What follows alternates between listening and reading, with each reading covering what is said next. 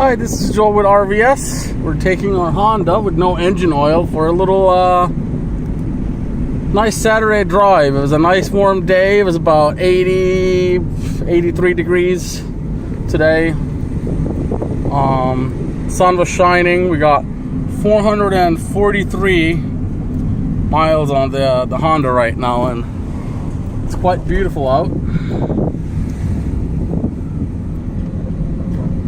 And we are getting ready to take this car out to the racetrack soon. See how she does.